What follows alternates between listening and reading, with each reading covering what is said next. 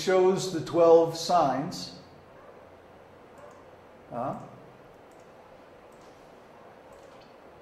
And then on the outside and on the inside.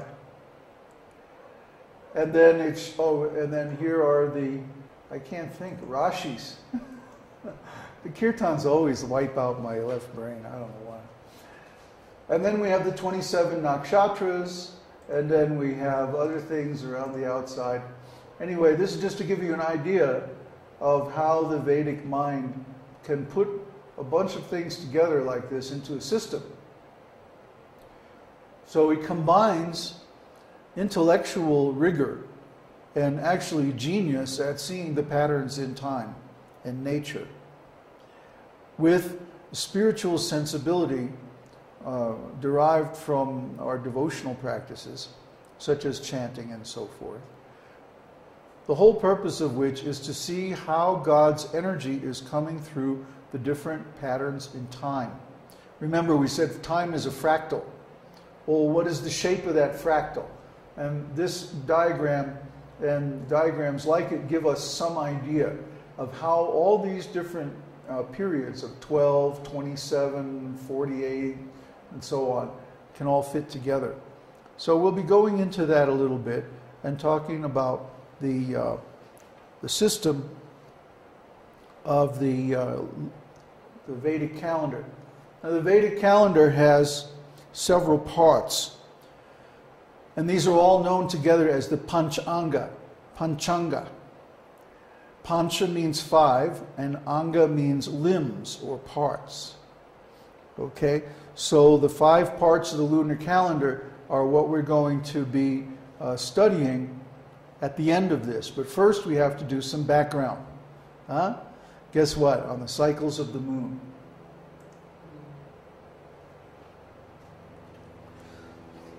The Vedic calendar is based on the lunar month.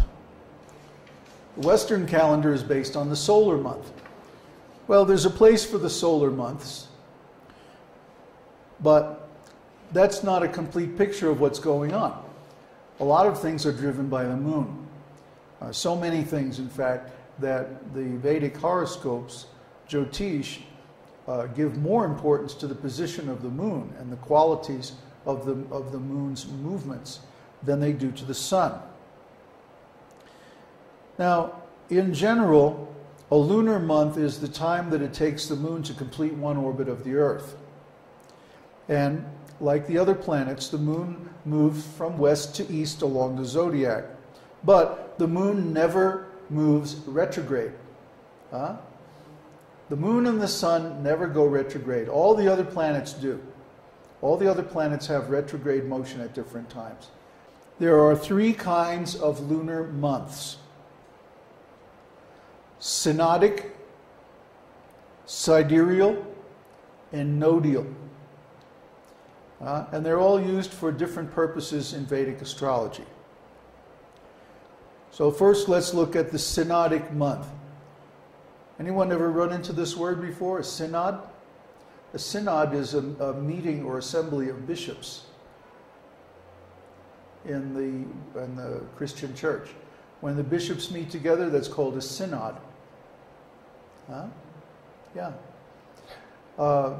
Because the synod is the time between one new moon and the next new moon. I'm always getting confused by this because I tend to see the lunar cycles beginning from the new moon, whereas actually the Vedic calendar month begins from the full moon. But anyway, the duration of a synodic month is approximately 29 days, 12 hours, and 44 minutes. It's also called a lunation. Why is this important? Because there's a period of time called a tithi, T-I-T-H-I, derived from the synodic month. And then there's a sidereal month, and this is, of course, sidereal means measured from the stars. So instead of measuring the period of the moon from one new moon phase to the next, we measure it by the fixed stars. Now let's take a look at this diagram to understand the difference. Remember the difference before between a tropical year and a sidereal year? Huh? Well, the same thing is going on with the moon. The moon is going around in its orbit from one new moon to the next. Oh, I have to click? From one new moon to the next is what kind of month? Synodic. Synodic month. From one new moon to the next moon. But during the 29 days and change that it takes the moon to go from one new moon to the next, guess what happens? The Earth moves along its orbit. Okay? And to get from one new moon to the next new moon, the new moon is not in the same position according to the background of fixed stars. As you can see, this angle is very much different from this angle. But this angle is the same as when the month first started, measured by the background stars. So one sidereal month takes only 27.3 days, whereas a synodial month takes about 29.5 days. 2.2 days difference. Okay?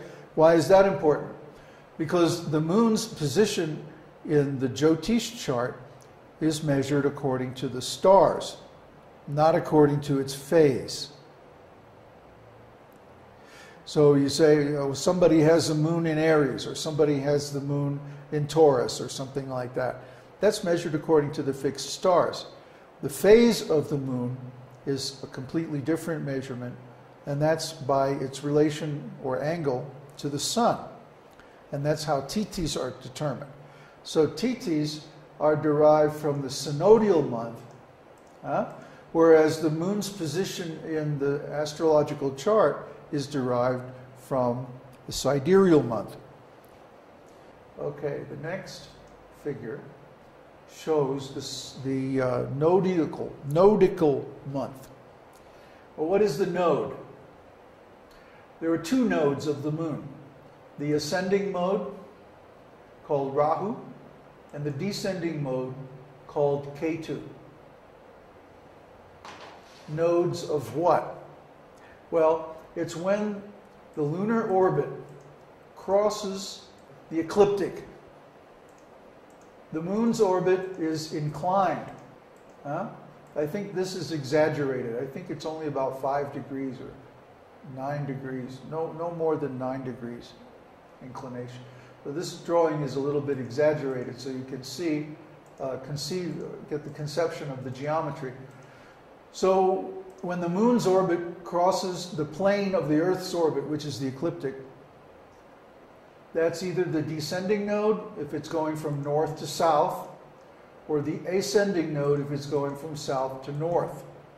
Of course, we're talking about what? Right ascension. Right ascensions. North or south, depending on whether it's below the ecliptic or above the ecliptic. When the moon goes to the south, that's the descending mode, or Ketu. When it goes to the north, that's the ascending node, or Rahu. Now, why is this important? Because the eclipses always happen at the nodes.